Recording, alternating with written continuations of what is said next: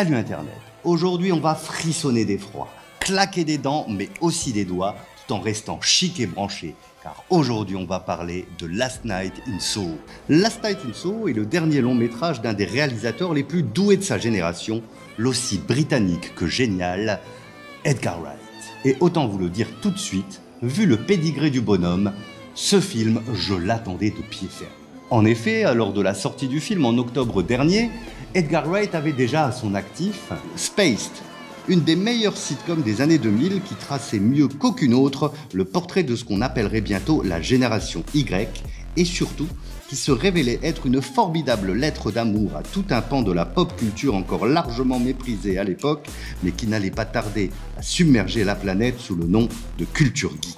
La trilogie Cornetto, 3 films extraordinaires, Shaun of the Dead, Hot Fuzz et Le Dernier Pub avant la fin du monde. 3 films qui pastichaient avec respect et révérence 3 grands courants du cinéma de genre, à savoir le film de zombie, le buddy movie et le body snatcher.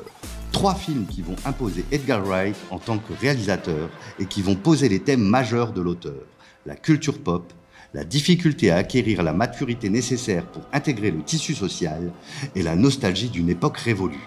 Scott Pilgrim vs. The World, un film où tout en creusant ses thèmes favoris, Wright signe ce qui reste à ce jour la meilleure adaptation de jeux vidéo au cinéma, alors que justement, ce n'est pas une adaptation de jeux vidéo.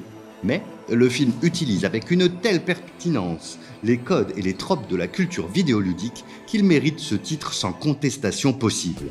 Scott Pilgrim est un grand film, voyez-le. Baby Driver, un film de course-poursuite en bagnole assez classique mais qui repose sur un concept assez dingue. Chaque action, chaque réplique, chaque coupe ou montage est dicté par le tempo de la bande-son.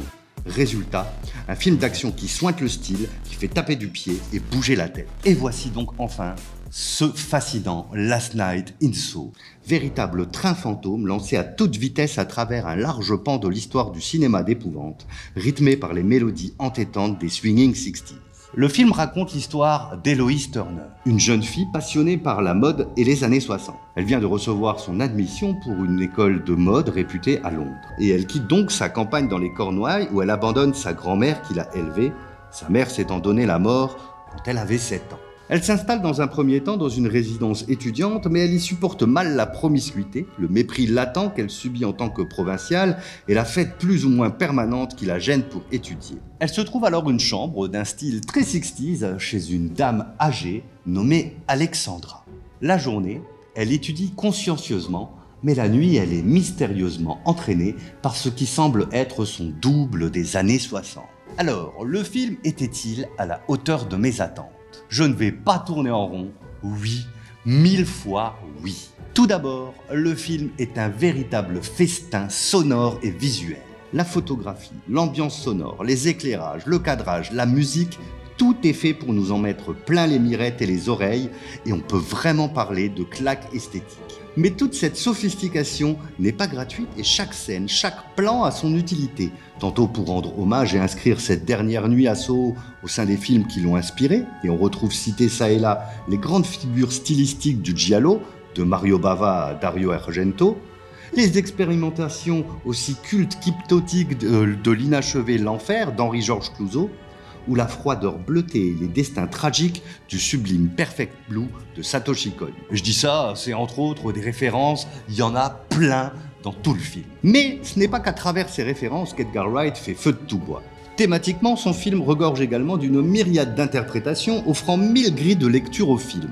Car si le réalisateur intègre une fois encore ses thèmes de prédilection au récit, la difficulté à devenir un adulte mature et responsable, le danger qu'il y a à fantasmer le passé par nostalgie, et bien évidemment l'amour de la culture pop qui sointe à chaque image, Edgar Wright enrichit également son film de thématiques nouvelles comme le féminisme, la masculinité toxique ou le cynisme brutal du show business. Du coup, si l'on ne peut voir dans Last Night in Soho qu'un simple film d'épouvante joyeusement psychédélique multipliant les retournements de situation, et le film fonctionne déjà merveilleusement bien à ce niveau, le film offre malgré tout un véritable millefeuille de niveau de lecture qu'on n'a pas fini de disséquer de visionnage en visionnage.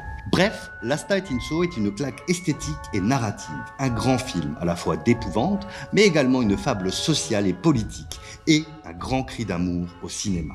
Et si vous n'avez pas eu le temps de le découvrir sur grand écran, n'hésitez pas à venir l'emprunter à la médiathèque, car son style, son esthétique, sa musique vous hanteront bien plus longtemps que n'importe quel fantôme de film d'horreur. Allez, salut Internet, et un de ces quatre!